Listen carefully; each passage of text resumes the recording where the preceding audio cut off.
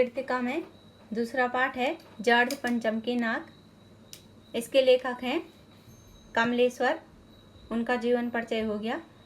कमलेश्वर का जन्म सन 1932 में मैनपुरी उत्तर प्रदेश में हुआ। इलाहाबाद विश्वविद्यालय से उन्होंने MA किया। दूरदर्शन के अतिरिक्त महानिदेशक के पद पर कार्य करने वाले कमलेश्वर ने कई पत्र पत्रिकाओं का संपादन भी किया, जिनमें सारिका, दैनिक जागरण और दैनिक भास्कर प्रमुख हैं। साहित्य अकादमी पुरस्कार से पुरस्कृत कमलेश्वर को भारत सरकार ने पद्म भूषण से भी सम्मानित किया। 27 जनवरी 2007 को दिल का दौरा पड़ने से उनका निधन हो गया। उनकी मृत्यु हो गई। नई कहानी आंदोलन के अगुवा रहे। कमलेश्वर की प्रमुख रचनाएं हैं राजा, निर्वस्यां, खोई हुई दिशाएं, 16 छतों वाला घर, जिंदा मुर्दे कहानी संग्रह, वही बात, आगामी अतीत, डाक बंगला, काली आंधी और कितने पाकिस्तान उपन्यास। उन्होंने आत्मकथा, यात्रा वृत्तांत और संस्मरण भी लिखे हैं। कमलेश्वर ने अनेक हिंदी फिल्मों एवं टीवी धारावाहिकों की पटकथाएं भी लिखी हैं। कमलेश्वर की रचनाओं में तेजी से बदलते समाज का बड़ा ही मार्मिक और संवेदनशील चित्रण है। आज की महानगरीय सभ्यता में मनुष्य के अकेले हो जाने की व्यथा माने पीड़ा को उन्होंने बखूबी भली प्रकार से समझा और व्यक्त किया है।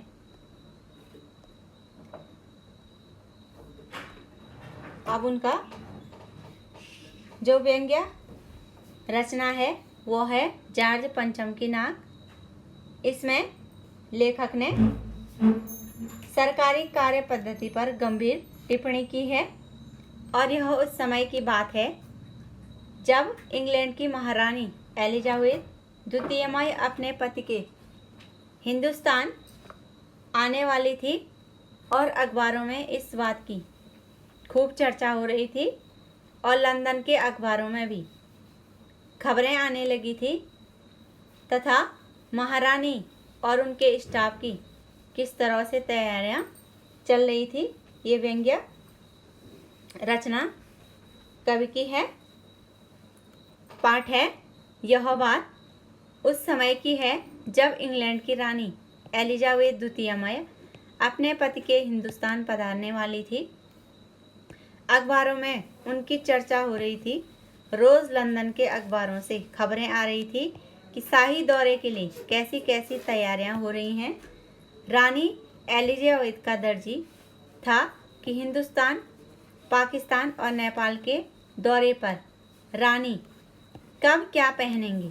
उनका सेक्रेटरी और शायद जासूस भी, जो उनका सचिव था और उनका जासूस भी पहले से ही इस महाद्वीप का तूफानी दौरा करने वाला था।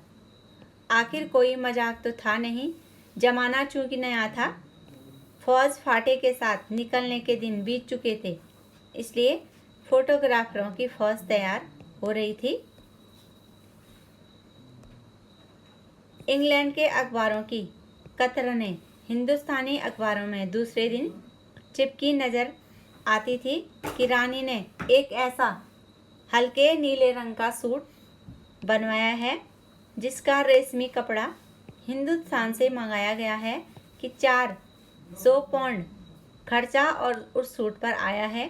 रानी एलिजाबेथ की जन्म पत्री भी छपी, प्रिंस फिलिप के कारनामे छपे और तो उनके नौकरों, बावर्चियों और खानसामों, जो उनके लिए खाना बनाते थे, अंगरक्षकों, उनकी जो सुरक्षा में लगे हुए थे, कि पूरी जीवनियाँ देखने में आई। उनके बारे में भी, रानी के बारे में छपना ही था लेकिन उनके बारे में भी छपने लगा। शाही महल में रहने और पलने वाले कुत्तों तक की तस्वीरें अखबारों में छप गई। बड़ी धूम थी, बड़ा शोर शराबा था।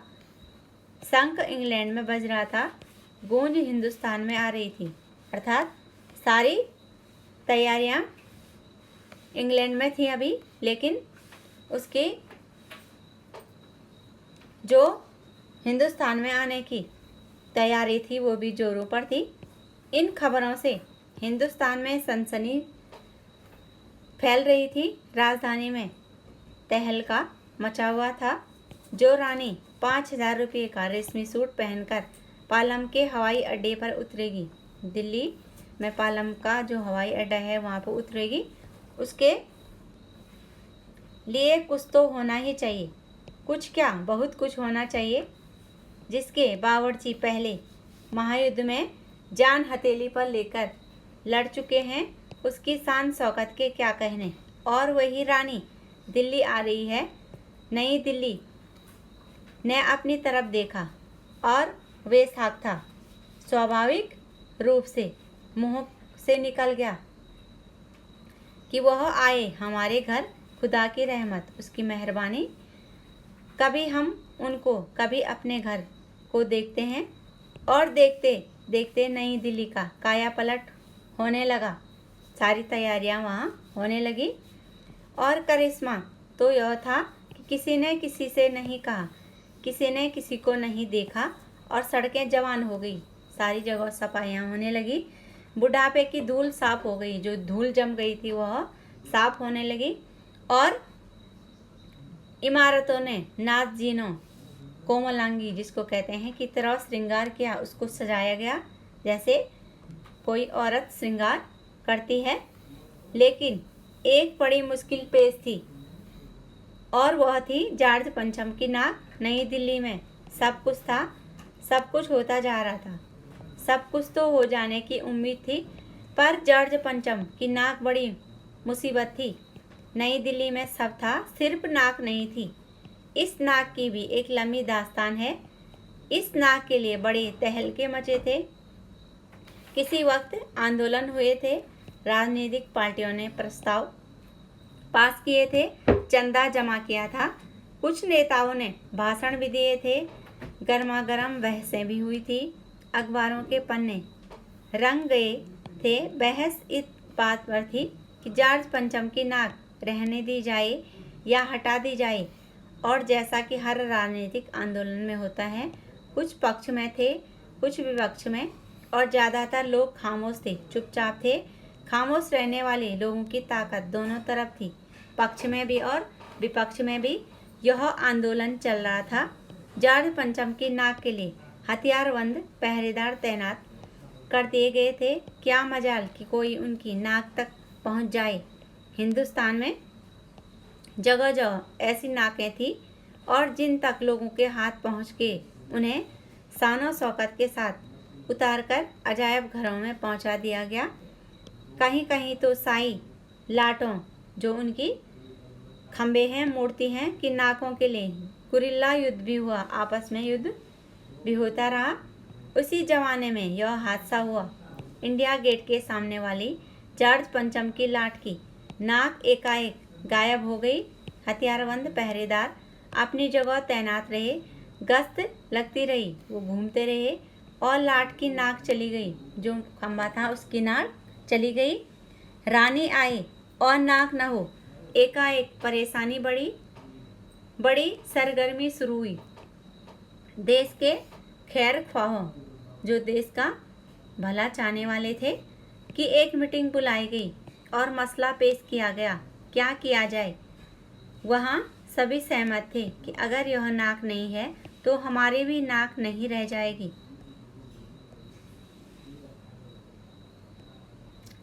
उच्च स्तर पर मशवरे जो राय थी वह हुए, दिमाग खरोंचे गए, और यह तय किया गया कि हर हालत में इस नाक का होना बहुत जरूरी है।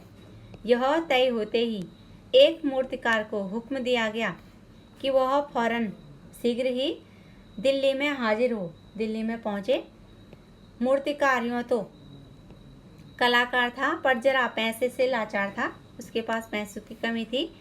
आते ही उसने हुक्कामों के चेहरे देखे जो बैठे हुए थे। अजीब परेशानी थी उन चेहरों पर, कुछ लटके, कुछ उदास और कुछ बदहवास माने निराश। उनकी हालत देखकर लाचार कलाकार की आंखों में आंसू आ गए। तभी एक आवाज़ सुनाई दी, मूर्तिकार, जॉर्ज पंचम की नाक लगानी है। मूर्तिकार ने सुना और जवाब दिया, नाक लग जाएगी, पर मुझे यह मालूम होना चाहिए कि यह लाट कब और कहाँ बनी थी। इस लाट के लिए पत्थर कहाँ से लाया गया था। सब हुक्कामों ने एक दूसरे की तरफ ताका मैंने देखा। एक की नज़र ने दूसरे से कहा कि यह बताने की जिम्मेदारी तुम्हारी है। खैर मसला हल हुआ। एक क्लर्क को फ़ोन किया गया और इस बात की पूरी छानबीन करने का काम सौंप दिया गया कि पुरातत्व विभाग की फाइलों के पेट चीरे गए, उनको टटोला गया, पर कुछ भी पता नहीं चला। क्लर्क ने लौटकर कमेटी के सामने कांपते हुए बयान किया, सर मेरी खता जो भूल है, खता मैंने भूल, वह माफ़ हो। फाइलें सब कुछ हजम कर चुकी हैं, उनके अंदर कुछ भी नहीं है।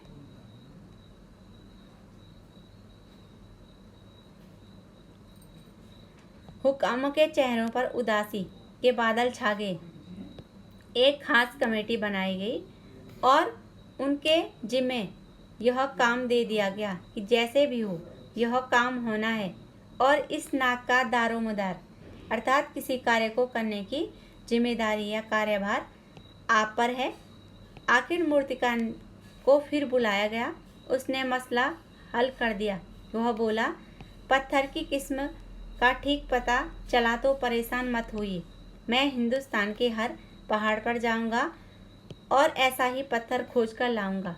कमेटी के सदस्यों की जान में जान आई। सभापति ने चलते चलते गर्व से कहा, ऐसी क्या चीज़ है जो हिंदुस्तान में नहीं मिलती। हर चीज़ इस देश के गर्भ में भीतर छिपी हुई है। ज़रूरत खोज करने की है। खोज करने के लिए मेहनत करनी होगी। इस मेहनत का फल हमें मिलेगा। आने वाला ज़माना खुशहाल होगा। यह छोटा सा भाषण फौरन मैंने शीघ्र ही अखबारों में छप गया। मूर्तिकार हिंदुस्तान के पहाड़ी प्रदेशों और पत्थर की खानों के दौरे पर निकल पड़ा। कुछ दिन बाद वह हताश लौटा, निराश होकर के लौटा और उसके चेहरे पर लानत बरस रही थी। उसको शर्म महसूस हो रही थी। उसने सिर लटकाकर खबर दी। हिंदुस्तान का चप्पा चप्पा खोज डाला, पर इस किस्म का पत्थर कहीं नहीं मिला। यह पत्थर विदेशी है। सभापति ने तैस में गुस्से में आकर के कहा, लानत है आपकी अक्ल पर। विदेशों की सारी चीज़ें हम अपना चुके हैं, दिल दिमाग, तौर तरीके और रहन सहन। जब हिंदुस्तान में बाल डांस तक मिल जाता है तो पत्थर क्यों नहीं मिल सकता। मूर्तिकार चुप खड़ा था। सहसा मैंने अचानक उसकी आंखों में चमक आ गई। उसने कहा, एक बात मैं कहना चाहूँगा, लेकिन इस शर्त पर कि यह बात अखबार वालों तक न पहुँचे। सभापति की आंखों में चमक आ गई। चपरासी को हुक्म हुआ, आदेश हुआ और कमरे के सब दरवाजे बंद कर दिए गए। मूर्तिकार ने कहा, देश में अपने नेताओं की मूर्तियाँ भी हैं। अगर इजाज़त हो तो आप लोग ठीक समझें तो मेरा मतलब है तो जिसकी नाक इस लाट पर ठीक बैठे उसे उतार कर लाए जाए। सबने सबकी तरफ देखा। सबकी आंखों में एक क्षण की बदहवासी, निराशा के बाद खुशी तैरने लगी। सभापति ने धीमे से कहा, लेकिन बड़ी होशियारी से, और मूर्तिकार फिर दौरे पर निकल पड़ा। जार पंचम की खोई हुई नाक का नाप उसके पास था। दिल्ली से वह मुंबई पहुंचा। दादा भाई नौरोजी, गोखले, तिलक, शिवाजी, कावसजी, जहांगीर, सबकी नाकें उसने टटोली, नापी और गुजरात की ओर भागा। गांधी जी, सरदार पटेल, विठल भाई पटेल, महादेव देसाई की मूर्तियों को परखा, देखा। बंगाल की ओर चला। गुरुदेव, रविंद्रनाथ, सुभाष चंद्र बोस, राजा राम मोहन राय आदि को भी देखा। नाप जोख की और बिहार की तरफ चला। बिहार होता हुआ उत्तर प्रदेश की ओर आया। चंद्रशेखर आज़ाद, बिस्मिल, मोतीलाल नेहरू, मदन मोहन मालवीय की लाटों के पास गया। घबराहट में मद्रास भी पहुंचा। सत्यमूर्ति को भी देखा और मैसूर, केरल आदि सभी प्रदेशों का दौरा करता हुआ पंजाब पहुंचा। लाला लाजपत राय और भगत सिंह की लाटों से भी सामना हुआ। आखिर दिल्ली पहुंचा और उसने अपनी मुश्किल बयान की। पूरे हिंदुस्तान की परिक्रमा कर आया। सब मूर्तियां देख आया, सबकी नाकों का नाप लिया, पर जॉर्ज पंचम की इस नाक से सब बड़ी निकली। सुनकर सब हताश माने निराश हो गए और झुंझाने लगे। मूर्तिकार ने जिसने मूर्ति बनाई थी ढांढस बंधाया, ढांढस माने धैर्य बंधाते हुए आगे कहा, सुना है कि बिहार सेक्रेटेरिएट जो सचिवालय है उसके सामने सन 42 के शहीद होने वाले बच्चों की मूर्तियां स्थापित हैं। शायद बच्चों की नाक फिट बैठ जाए, यह सोचकर वहां भी पहुंचा, पर उन बच्चों की नाकें भी इससे कहीं बड़ी बैठती हैं। अब बताइए मैं क्या करूं? राजधानी में सब तैयारियां थी। जॉर्ज पंचम की लाट को मल कर नहलाया गया था, रोगन लगाया गया, उस पर रंग आदि किया गया, सब कुछ हो चुका था, सिर्फ नाक नहीं थी। बात फिर बड़े हुक्कामों तक पहुंची, बड़ी खलबली मची। अगर जॉर्ज पंचम के नाक न लग पाई तो फिर रानी का स्वागत करने का मतलब यह तो अपनी नाक काटने वाली बात हुई। लेकिन मूर्तिकार पैसे से लाचार था, उसके पास पैसों की कमी थी, यानी हार मानने वाला कलाकार नहीं था। एक हैरत अंगेज आश्चर्यचकित करने वाला ख्याल उसके दिमाग में कौंधा आया और उसने पहली शर्त दोहराई। जिस कमरे में कमेटी बैठी हुई थी उसके दरवाजे फिर बंद हुए और मूर्तिकार ने अपनी नई योजना पेश की। चूँकि नाक लगाना एकदम जरूरी था, क्योंकि रानी वहाँ पहुँच रही थी, इसलिए मेरी राय है कि 40 करोड़ में से जो देश की जनसंख्या थी, एक जिंदा नाक काट कर लगा दी जाए। बात के साथ ही सन्नाटा छा गया। कुछ मिनटों की खामोशी के बाद सभापति ने सबकी ओर देखा। सबको परेशान देखकर मूर्तिकार कुछ अचकचाया, कुछ चौंक उठा, बहुत चक्का हुआ और धीरे से बोला, आप लोग क्यों घबराते हैं? यह काम मेरे ऊपर छोड़ दीजिए। नाक चुनना मेरा काम है, आपकी सिर्फ इजाज़त चाहिए। काना फूसी हुई, धीरे से कानों में बात हुई और मूर्तिकार ने इजाज़त दे दी, उसको आज्ञा दे दी यह कार्य करने की। अखबारों में सिर्फ इतना छपा था कि नाक का मसला हल हो गया और राजपथ पर इंडिया गेट के पास वाली जॉर्ज पंचम की लाट के नाक लग गई है। नाक लगने से पहले फिर हथियारबंद पहरेदारों की तैनाती हुई। मूर्ति के आसपास का तालाब सुखाकर साफ किया गया, उसकी रवाब जो उसका गंदा पानी था उसको निकाला गया और ताज़ा पानी डाला गया, ताकि जो जिंदा नाक लगाई जाने वाली थी वह सूखने न पाए। इस बात की खबर जनता को नहीं थी। यह सब तैयारियां भीतर भीतर चल रही थी। रानी के आने का दिन नज़दीक आता जा रहा था। मूर्तिकार खुद अपने बताए गए हल से परेशान था। जिंदा नाक लगाने के लिए उसने कमेटी वालों से कुछ और मदद मांगी, वह उसे दी गई, लेकिन इस हिदायत के साथ, इस चेतावनी के साथ कि एक खास दिन हर हालत में नाक लग जानी चाहिए। और वह दिन आया, जॉर्ज पंचम के नाक लग गई। सब अखबारों में खबरें छापी कि जॉर्ज पंचम के जिंदा नाक लगाई गई है, यानी ऐसी नाक जो कतई पत्थर की नहीं लगती। लेकिन उस दिन के अखबारों में एक बात गौर करने वाली थी। उस दिन देश में कहीं भी किसी उद्घाटन की खबर नहीं थी। किसी ने कोई फीता नहीं काटा, कोई सार्वजनिक सभा नहीं हुई, कहीं भी किसी का अभिनंदन नहीं हुआ, स्वागत नहीं हुआ, कोई मानपत्र भेंट करने की नौबत नहीं आई थी, किसी हवाई अड्डे या स्टेशन पर स्वागत समारोह नहीं हुआ था, किसी का ताज़ा चित्र नहीं छपा था, सब अखबार खाली थे। पता नहीं ऐसा क्यों हुआ था। नाक तो सिर्फ एक चाहिए थी, और वह भी बुध के लिए।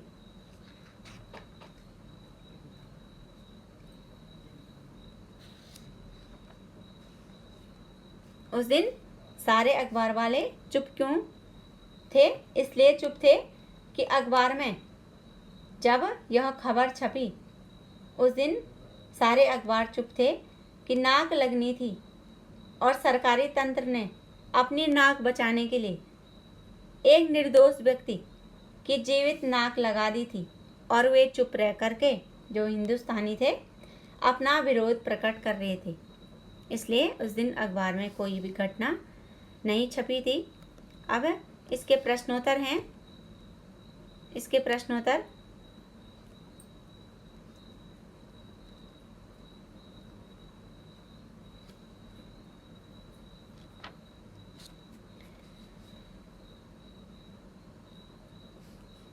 सरकारी तंत्र में जॉर्ज पंचम की नाक लगाने को लेकर जो चिंता या बदहवासी निराशा दिखाई देती है वह उनकी किस मानसिकता को दर्शाती है? तो सरकारी तंत्र में जॉर्ज पंचम की नाक लगाने को लेकर जो चिंता बदहवासी दिखाई देती है वह उनके गुलाम बनने रहने और काम को दूसरे के ऊपर टरकाने की मानसिकता को दर्शाती है। अगला प्रश्न, रानी एलिजाबेथ की दर्जी की परेशानी का क्या कारण था? उसकी परेशानी को आप किस तरह तर्क संगत ठहराएंगे? तो रानी एलिजाबेथ की दर्जी की परेशानी का कारण हिंदुस्तान, पाकिस्तान, नेपाल, जो हमने अभी पाठ में पढ़ा, के दौरे पर रानी कब क्या पहनेगी, उसकी परेशानी कतई तर्क संगत नहीं थी। एक महारानी होने के नाते उस पर कई परिधान, जो वस्त्र, परिधान माने वस्त्र थे, पहले से ही थे जिनका उपयोग वे कर सकती थी, इसलिए दर्जी की परेशानी व्यर्थ ही थी। वह व्यर्थ ही चिंता कर रहा था। बाकी प्रश्न आप लोगों ने छांट करके किताबी में हैं, लिखने हैं।